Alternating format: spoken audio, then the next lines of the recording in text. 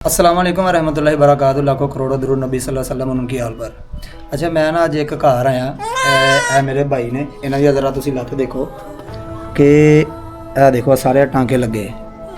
इन्हों का चंद रोज़ कबल बल्कि चंद माह पहले इन्हों का जरा ना एक्सीडेंट होया सीगा ते उस एक्सीडेंट दे विच इन्हों की जिहड़ी लत्त है ना वो बड़ी बुरी तरह ना फ्रैक्चर हो गई। जिस तरह कि तुम यह देख सकते हो, अगर तुहानूं स्क्रीन पर नज़र आ रहा हो, इन्हों की जिहड़ी लत्त है ना इस टाइम बिल्कुल फ्रैक्चर हो गई है।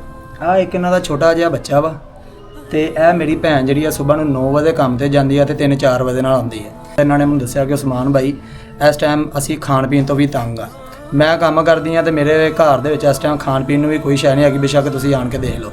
तो मैं वाकई आण के देखिया, अलहमदुलिल्लाह इन्हां वास्ते राशन लैके आए हैं तो उस तो बाद इंशाअल्लाह इन्हां दा जरा कोई ऑपरेशन आ वो भी करवाएंगे। तो दसो भाई की मसला तुहानूं? बारिश सुबह सुबह होंदी सी ना ते वो एक हत्थ वाली मेरे को ਉਹ ਵਿਸਾਚੀ? हाँ जी, ਤੇ ਉਹਦੇ ਨਾਲ ਮੈਂ ਚੱਲ ਕੇ ਤੇ ਵਾਸ਼ਰੂਮ ਤੱਕ ਜਾਂਦਾ ਸੀ।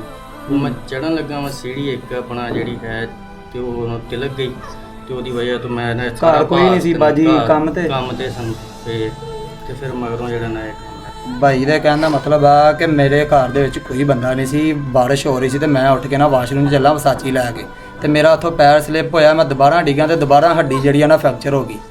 अल्लाह अकबर, अल्लाह पाक इन्हां वास्ते आसानियां पैदा करे इंशाअल्लाह।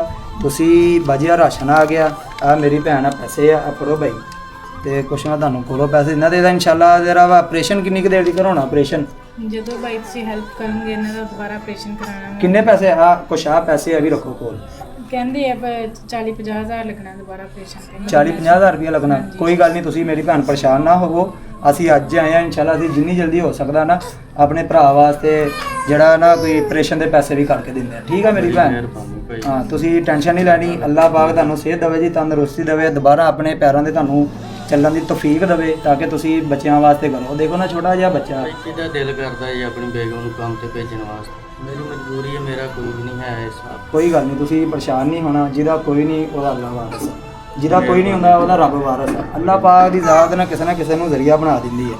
ਤੁਸੀਂ ਪਰੇਸ਼ਾਨ ਨਾ ਹੋ, ਆ ਤੁਸੀਂ ਰੱਖੋ ਇੰਸ਼ਾਅੱਲਾ। ਮੈਂ ਜਿਹੜਾ ਤੁਹਾਡਾ ਆਪਰੇਸ਼ਨ ਆ ਨਾ ਉਹਦੇ ਵਾਸਤੇ ਜਿੰਨੀ ਜਲਦੀ ਹੋ ਸਕਦਾ ਨਾ ਮੈਂ ਇੰਸ਼ਾਅੱਲਾ ਤੁਹਾਨੂੰ ਕਰਕੇ ਦੇਵਾਂਗਾ। ਠੀਕ ਆ?